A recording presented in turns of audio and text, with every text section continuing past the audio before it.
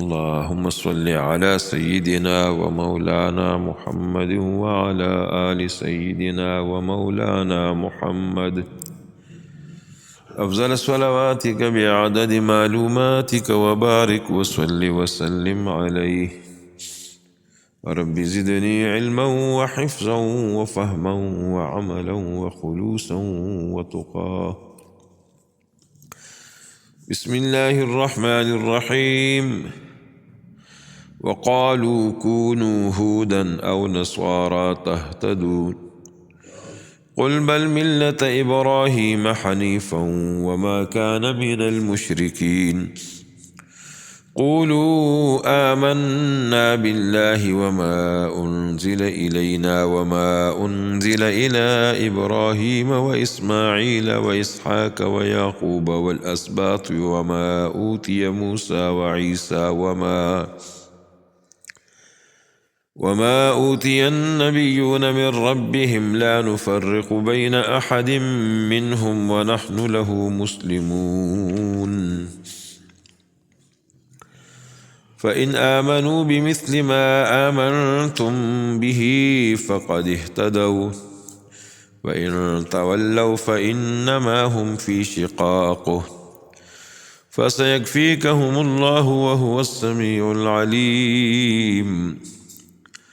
صبغة الله ومن أحسن من الله صبغة ونحن له عابدون. قل أتحاجوننا في الله وهو ربنا وربكم ولنا أعمالنا ولكم أعمالكم ونحن له مخلصون أم تقولون إن إبراهيم وإسماعيل وإسحاق ويعقوب والأسباط وكانوا هودا أو نصارى قل أأنتم أعلم أم الله ومن أظلم ممن كتم شهادة عنده من الله وما الله بغافل عما تعملون. تلك أمة قد خلت لها ما كسبت ولكم ما كسبتم ولا تسألون عما كانوا يعملون.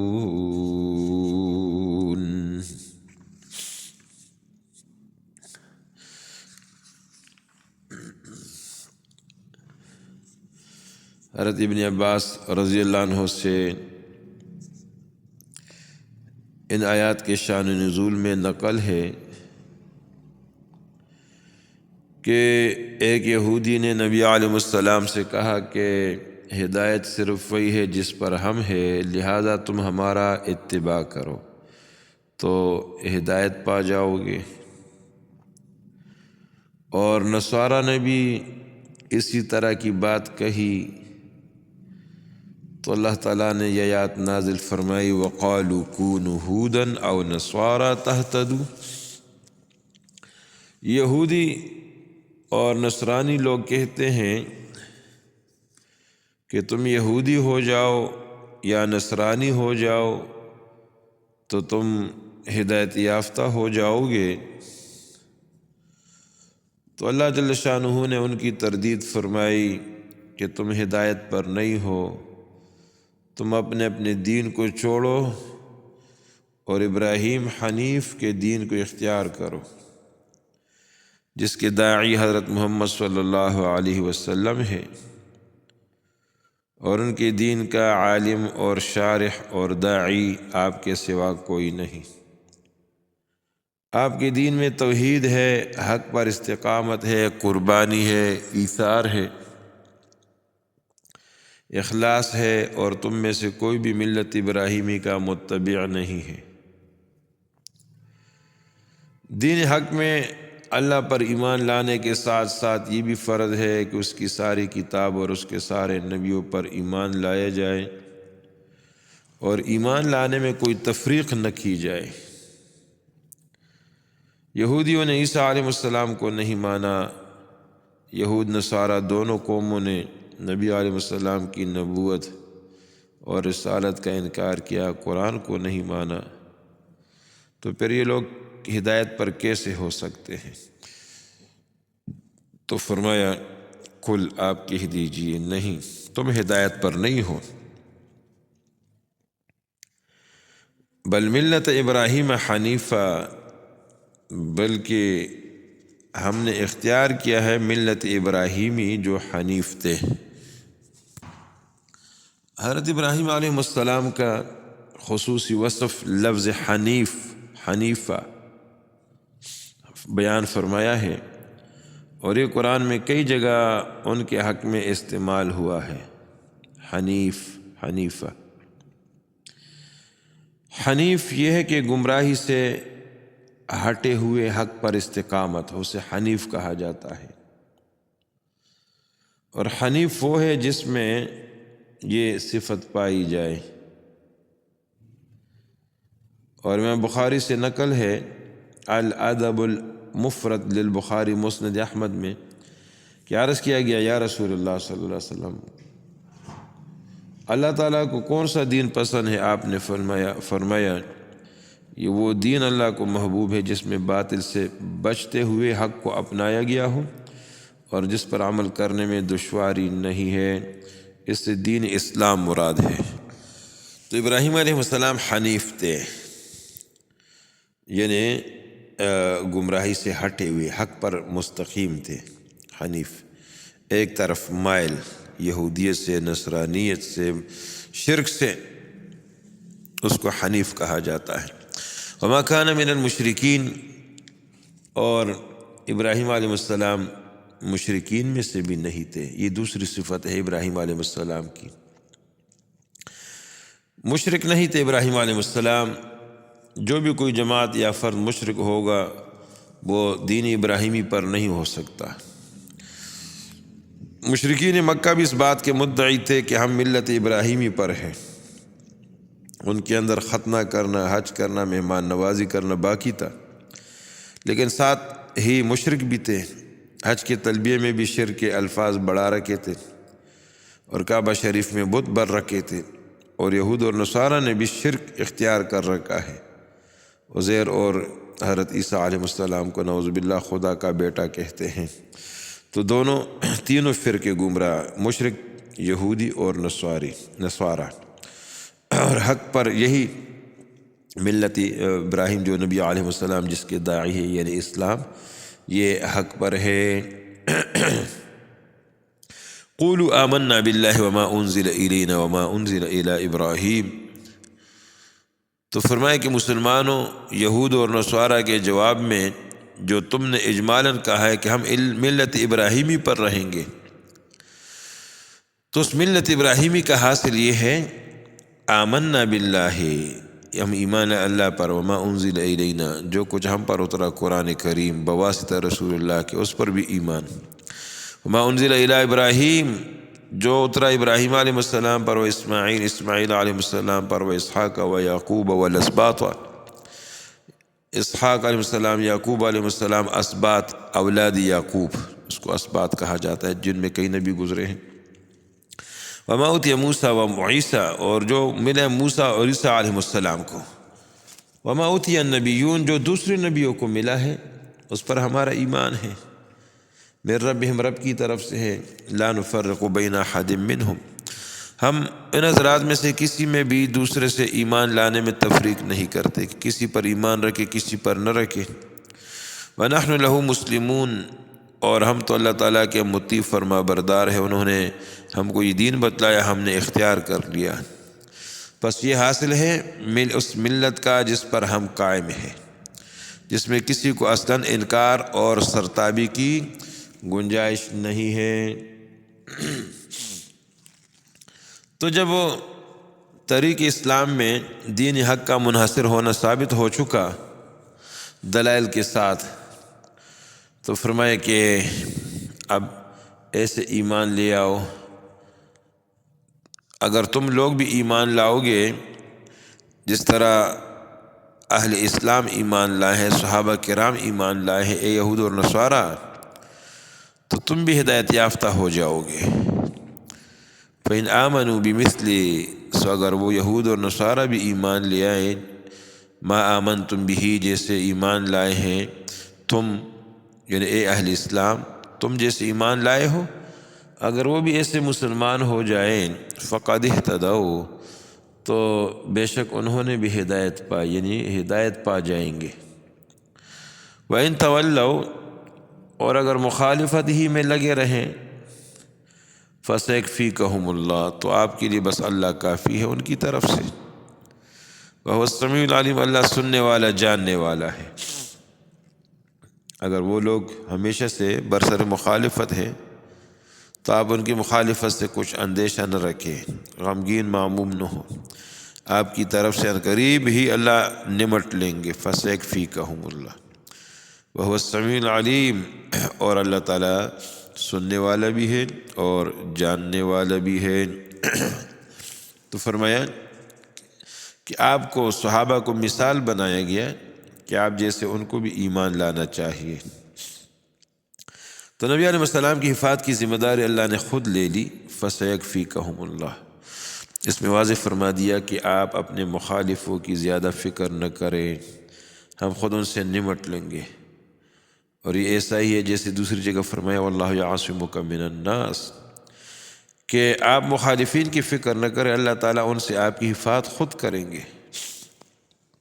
صبغۃ اللہ، صبغۃ اللہ یعنی اللہ کا رنگ، اس سے مراد کیا ہے؟ صبغۃ اللہ یعنی ہم نے دین اسلام جو اللہ کا رنگ ہے وہ قبول کر لیا ہے۔ دین ایمان ایک گہرا رنگ ہے جو انسان کے چہرے بشر سے نظر آنا چاہیے، صبغۃ اللہ۔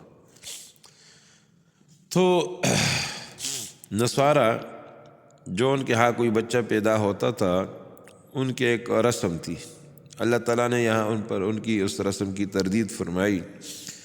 ان کی عادت یہ تھی کہ جو بچہ پیدا ہو اس کو 7ویں روز ایک رنگین پانی میں نہلاتے تھے، اور بجائے ختنہ کے اسی نہلانے کو بچے کی طہارت اور دینی نصرانیت کا پختہ رنگ سمجھتے تھے۔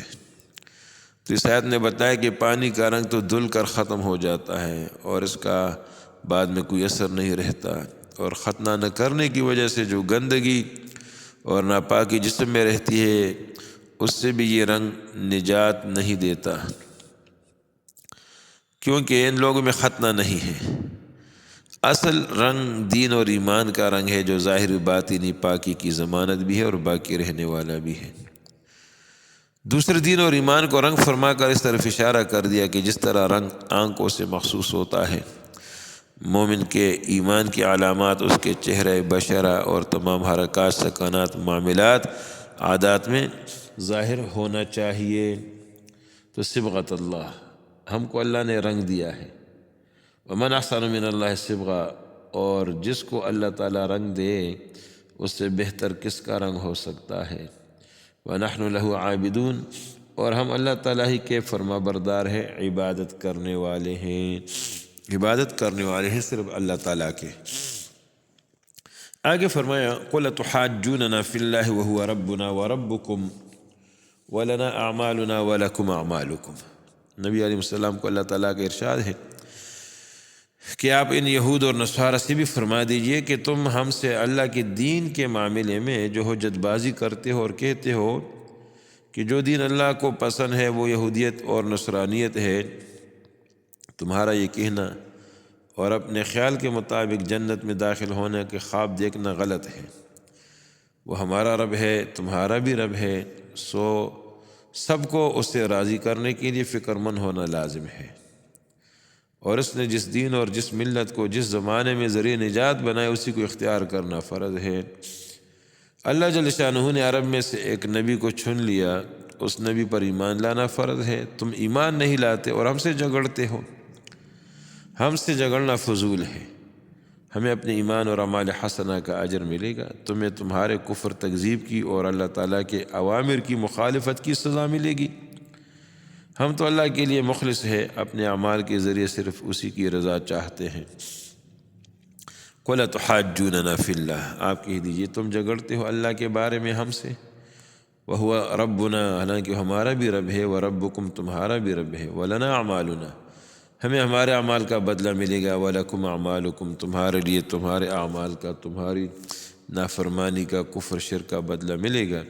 وَنَحْنُ لَهُ مُخْلِصُونَ، اور ہم اللہ تعالیٰ کے ساتھ اخلاص رکھنے والے ہیں، ہم اللہ کے ساتھ خالص ہے، مخلص ہے، اپنے اعمال میں، ایمان میں اللہ کی رضا چاہتے ہیں۔ وَنَحْنُ لَهُ مُخْلِصُونَ، اس میں امت مسلمہ کی یہ خصوصیت بتلائی ہے کہ وہ اللہ کے لیے مخلص ہے۔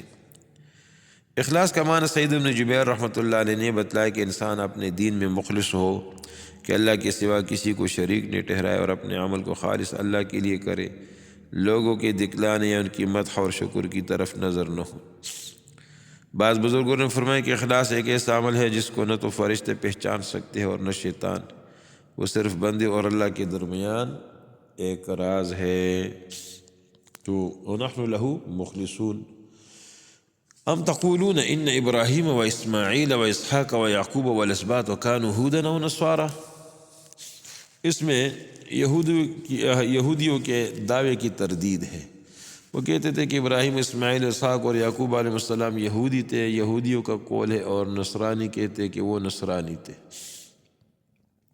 حالانکہ یہودیت، نصرانیت یہ تو ابراہیم و اسماعیل علیہ السلام کے بعد، اسحاق علیہ السلام کے بعد یہ چیزیں شروع ہوئی ہیں، تو اور کہتے ہیں کہ وہ ملت ابراہیمی پر تھے، ہم ابراہیم علیہ السلام یہودی تھے یا نصرانی تھے۔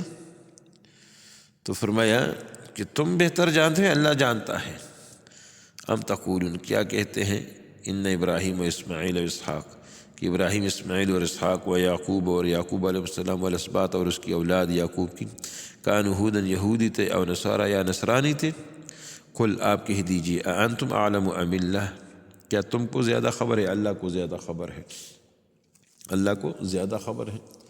ومن اظلم ممن کتم شہادۃ عنده من اللہ وما اللہ بغافل عما تعملون، اور فرمایا کہ تم لوگ حق کو چھپانے والے ہو، حق کو چھپاتے ہو۔ تو حق کو چھپانا جو ہے بہت بڑا ظلم ہے۔ جو ابراہیم علیہ السلام کے بارے میں وہاں یہودیوں کی اس باطنی کی طرف بھی اشارہ ہے، جس کی وجہ سے ان لوگوں نے اس گواہی کو چھپا رکھا تھا جو تورات اور انجیل میں نبی علیہ السلام کی بعثت اور نبوت اور رسالت کے بارے میں موجود تھی، تو تم اس بات کو کیوں چھپاتے ہو؟ تو اس سے فرمایا ومن اظلم، اس سے بڑا ظالم کون ہوگا، ممن کتم شہادتاً، جس نے چھپائی گواہی، عندہ من اللہ، اللہ کے ہاں، ایسی شہادت کا اخفاء کرے جو اس کے پاس من جانب اللہ پہنچی ہو۔ اس سے بڑا ظالم کون ہوگا جس کے پاس ہدایت پہنچی ہے اور اس کو جو اخفاء کرتا ہے، اس کو چھپاتا ہے۔ اور اے اہل کتاب، اللہ تعالیٰ تمہارے کیے ہوئے سے بے خبر نہیں ہے، پس یہ حضرات یہود اور نصارہ نہ تھے، سو تم طریق دین میں ان کے موافق کب ہوئے، پھر تمہارا حق پر ہونا ثابت نہ ہوا، ایسے دعوے کرتے ہو۔ واللہ بغافل عما تعملون، اللہ تمہارے کاموں سے بے خبر نہیں۔ تلک امت قد خلت، یہ انبیاء علیہ السلام کی جو جماعت تھی وہ گزر چکی ہے، لہا ما کسبت، ان کے واسطے ہے جو انہوں نے کیا، ولکم ما کسبتم، تمہارے واسطے وہ ہے جو تم نے کیا ہے۔ وہ اپنے زمانے وہ گزر گئی، ان کے کام ان کا کیا ہوا ان کو ملے گا، تمہارا کام تمہیں ملے گا، اور تم سے ان کے بارے میں پوچھ نہیں ہوگی، تو خالی تذکرہ بھی نہیں ہوگا، سو تم سے اس سے تم کو کچھ نفع پہنچنا تو درکنار ہے۔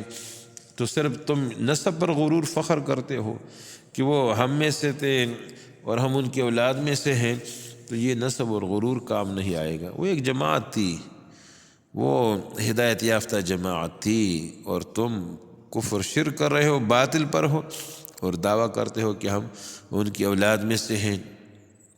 تو جب تک اقتداء نہ کرے صرف دعووں سے کچھ نہیں ہوتا اور نہ نسب سے کچھ ہوتا ہے۔ لہا تلک امہ، وہ ایک جماعت تھی، قد خلت، جو گزر گئی، لہا ما کسبت، ان کے واسطے وہ ہے جو انہوں نے کمایا، ولکم ما کسبتم، تمہارے واسطے وہ اعمال جو تم کرتے ہو، کماتے ہو، ولا تسألون عما كانوا يعملون، اور تم نے جو عمل کیا تم سے اس بارے میں سوال نہیں ہوگا جو عمل وہ کیا کرتے تھے، ولا تسألون، تم سے سوال نہیں ہوگا، یعنی جو وہ حضرات جو کچھ کیا کرتے تھے۔ اس کی تشریح پہلے بھی جو ہے گزر چکی ہے کہ تمہارے آباء و اجداد جو اعمال کرتے تھے تم تو وہ نہیں کرتے، تم تو اس کے خلاف جو ہے کرتے ہو۔ تو یہ ہوا پہلا جز، پہلا سپارہ اس کا یہاں تک اختتام ہوا۔ اللہ تعالیٰ عمل کرنے کی توفیق عطا فرمائے۔ وآخر دعوانا الحمدللہ رب العالمین۔